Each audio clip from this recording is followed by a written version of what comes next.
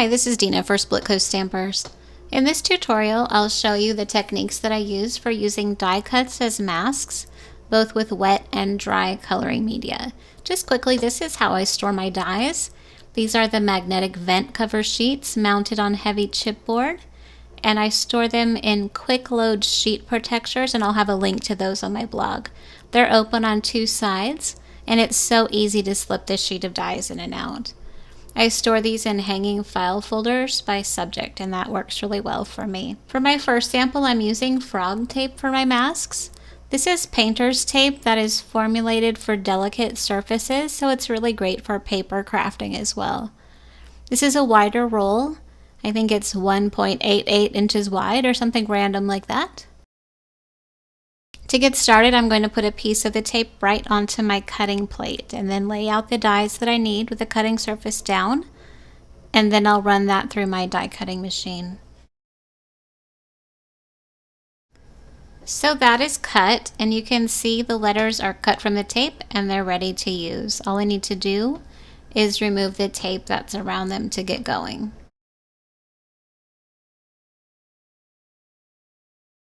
I'm going to be using Nina cardstock for this card, so I have that cut and ready. And I like to use a post-it note to help line up my dies. It's really easy to square up with the side of the panel, and then I don't have a pencil line on the card, and I always forget to erase those anyway. So I'll line up the bottom of each letter with the top of the post-it note.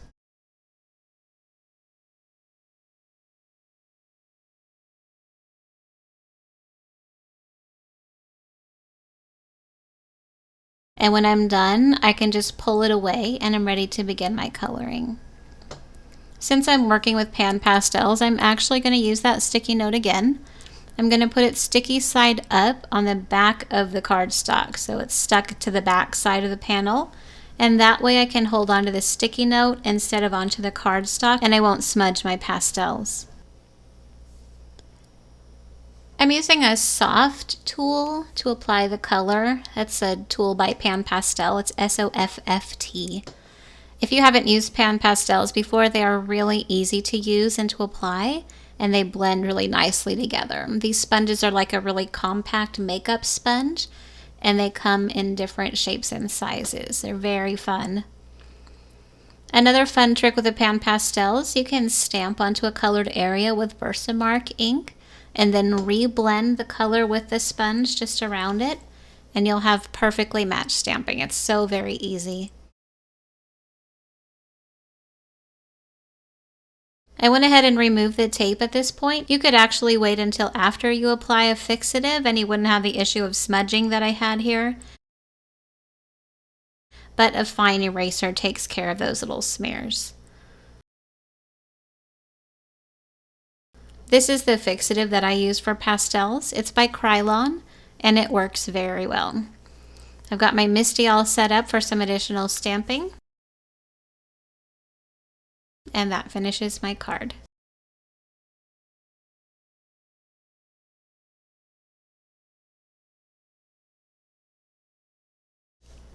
Now, I didn't intend to switch products in the middle of the video, but I remembered that I had this roll of shelf liner that I wanted to try with dies, and it ended up working really well. So I thought I would share an alternative in case you have some to use yourself. If you don't have shelf paper or something with a paper release liner, I would suggest that you layer your masking tape onto some kind of release paper or sticker backing, rather than putting it directly onto the cutting plate this time.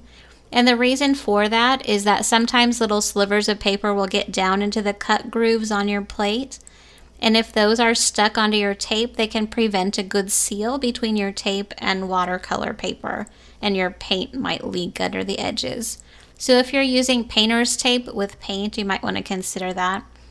This cut really well, and with this sticky backing, you could use the negative cut as a stencil, where that would not have worked with the painter's tape. The paper is a little bit fiddly to get off the back, but once it was off, the contact paper was easier to work with than the tape for positioning. It held its stiffness, so it was easier to line up. Because I wasn't sure how strong the adhesive really was on the contact paper, I went ahead and ran it through my Big Shot one more time, just to get it good and flattened down. I covered my whole panel with a gradient blend using watercolor. You can cover the full panel with color or just create an area of color around the die cut. Whatever works for your die and your style is fine. If your paper starts to bow like this, you can use a spray bottle to give it a couple of quick mists on the back side, and then it will relax back the other way. After that was fully dry, I decided I wanted a second die cut shape on here. And I have this large awareness ribbon from Sizzix, so I laid that over the masking that I had already done and added a little mist of color and some splatters. If you do this, remember that the first layer of masking will look like it's in front of the second layer when you're all done, just so you can plan that ahead of time. When your panel's completely dry, you can remove the masking. Here I actually didn't wait until it was fully dry, so you can see I had a little color movement that I didn't really want, so hopefully you're more patient than I am. I did wait to remove the letters, and those did really well, so I'm happy that my experiment worked. With the shelf liner, it's quite a bit cheaper than masking films, and it really die cut well, even with an intricate die that I tried later.